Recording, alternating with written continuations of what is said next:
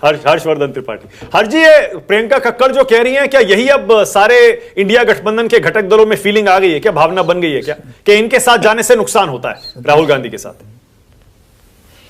नहीं, देखिए, कोई भी हो, आप किसी रास्ते पर निकल पड़े हो और अगर लापरवाह आदमी बैठ जाए तो ध्यान भी बटाता है और फिर आपको उसको ड्राइविंग सीट देनी पड़ जाए तो दुर्घटना कराता है। तो राहुल गांधी कुछ उसी तरह से तो हो ही गए हैं। अब ये अलग बात है कि भाई ठीक है, अब सतीश जी, राहुल जी नहीं परफॉर्म कर रहे हैं तो सतीश जी दुखी हो रहे हैं, कह रहे हैं कि हमको ये ना बोलो, ये बात ही न करो, गठबंधन की ना बात करो। ऐसे नहीं करना चाहिए सतीश जी। ठीक है, राहुल जी नहीं परफॉर्म कर रहे, ना करें, हमको आपको क्या लेना देना, इतना क्या दुखी हो? ठीक है, आपका गलत हो गया अनुमान, होता रहता है, ऐसा क्या दुखी हो जाना। लेकिन ठीक है, लेकिन मुझे लगता है कि भारत के लोकतंत्र की यही खूबसूरती है और हम हमेशा, ये आज नहीं है, कई बार लोग कहते हैं भारत के मीडिया को अलग अलग संदर्भों में देखते हैं और दूसरे की प्रशंसा करते हैं, लेकिन मुझे तो आज तक नहीं याद है कि भारत का मीडिया कभी एकदम से वो किसी विषय को किसी के हिसाब से चर्चा करे।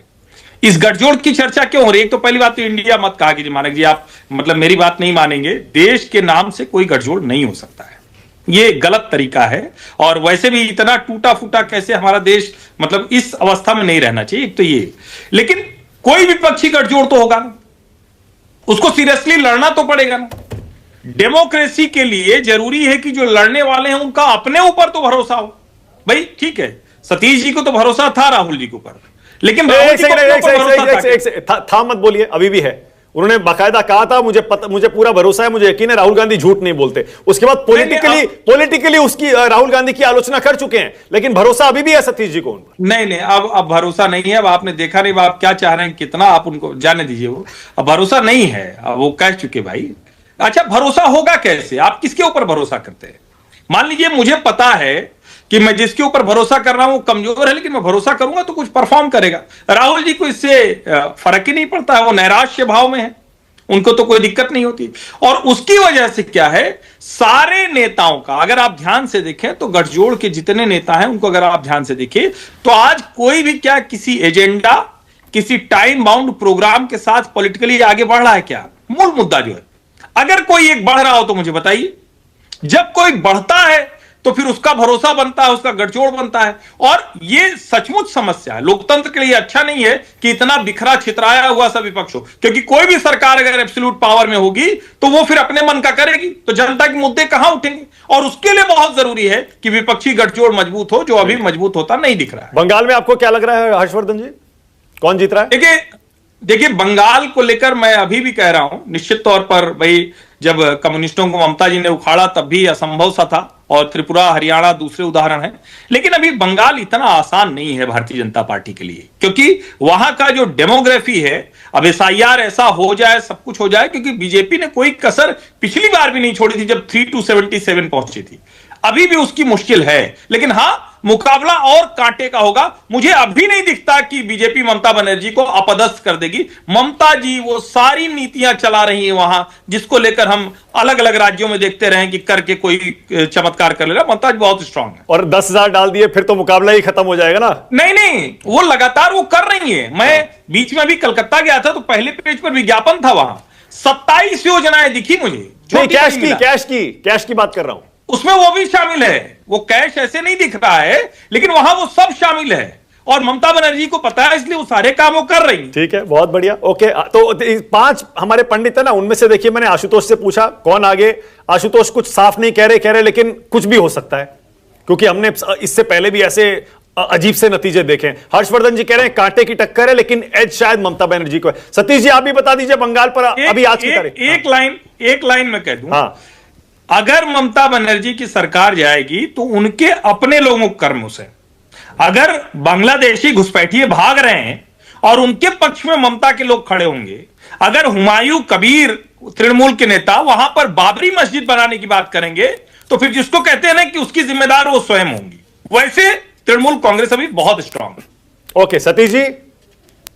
देखिए, मुझे हर्ष जी को ये बात कहना नहीं चाहता था, लेकिन ये पिछले चुनाव में भी बीजेपी को जिता रहे थे। एक टीवी डिबेट में हम लोग आमने सामने थे। अब इस बार ये कह रहे हैं, कौन से चुनाव? इस बार कह रहे हैं कि ममता बहुत स्ट्रांग है, तो मैं तो अपना क्वेश्चन मार्क। दरअसल क्या है, आपने एक चीज मार्क किया बिहार में तो घुसपैठिए मिले नहीं, और बिहार चुनाव खत्म होते ही आपको घुसपैठिए भागते हुए नजर आए आपको बंगाल से। ये बहुत कठिन मुकाबला होगा। हाँ, ये इनकी बात से मैं अब ये समझते होंगे कि मुकाबला बहुत कड़ा होगा, लेकिन आजकल तो करामाती रिजल्ट आता है, करामाती काम सब हो रहे हैं, तो मैं नहीं कह सकता कि कौन जीतेगा। भाई भाजपा क्यों नहीं जीत सकती, वो तो 4-5 साल से लगी हुई है। सतीश जी, आपसे ऐसी उम्मीद नहीं है भाई।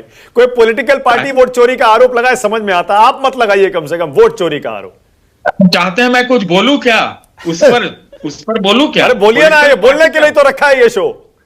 अरे भाई, मेरे भाई ने कहा कि मेरे भाई ने मुझसे व्यक्तिगत रूप से कहा कि हमने दिया प्रशांत किशोर को वोट। हाँ। तो फिर जब वो उसके बूथ का निकला तो बोला यार मेरा उसमें वोट ही नहीं है। कैसे पता वोट नहीं है? कैसे पता वोट नहीं है? अरे उसने देखा कि जो बूथ पर उसने, सुने ना, वोट डाला, उस बूथ पर पीके को एक वोट नहीं है, जबकि मेरा भाई दावा करता है कि उसने पीके को दिया।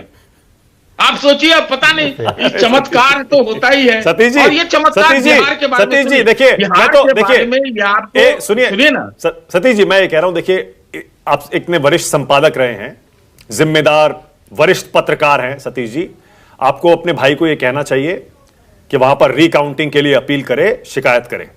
सही तरीका यही होता है सतीश जी, छोड़े नहीं इसको। ये बेईमानी का जो ये आरोप वो लगा रहे हैं आपके भाई, बिल्कुल नहीं छोड़ना चाहिए इसको ऐसा आई गई मत करिए इस बात को। बहुत गंभीर बात है ये। वोट दिया पीके को, और पीके को एक वोट उस बूथ पर नहीं मिला। मानक जी, आप देश चलाते हैं, और हम लोग को भी शायद थोड़ा बहुत लगता होगा कि हम लोग भी देश चलाते हैं। हम ही लोग मिलके कोई काम करें ना। क्या काम करें? बेचारा सीधा साधारण सा आदमी है, क्या करेगा? वैसे मानक नहीं, अभी लोग कुछ करते हैं भाई। रिकाउंटिंग का आग्रह उम्मीदवार कर सकता है, मतदाता नहीं कर सकता। सही कह रहे हैं, सही कह रहे हैं विनोद जी, सही कह रहे हैं कि रिकाउंटिंग की जो एप्लीकेशन है वो सिर्फ उम्मीदवार दे सकता है, वो कह सकते हैं। लेकिन और मैं तो ये भी कह रहा हूं सतीश जी, उनसे कहिए बाकायदा एक वीडियो बनाएं और उसको सोशल मीडिया पर अपलोड करें और लिखित शिकायत दर्ज कराएं इलेक्शन कमिशन के। वो तो हम देखते हैं कैसे रिकाउंटिंग नहीं होती लिखूंगा, लेकिन उसकी हिम्मत कहां है? यहाँ पॉलिटिकल पार्टी की कोई हिम्मतें नहीं हो रही। आप लोग कह रहे हैं कि एक साधारण से आदमी सतीश जी देखिए, सुनिए सतीश जी, अब देखिए, अब 45 दिन का टाइम है, उसके बाद मत ये आरोप लगाइएगा फिर कि बेईमानी हो गई, वोट चोरी हो गई। तो बहुत दिन का टाइम था, या 45 इधर आ गया ना भाई।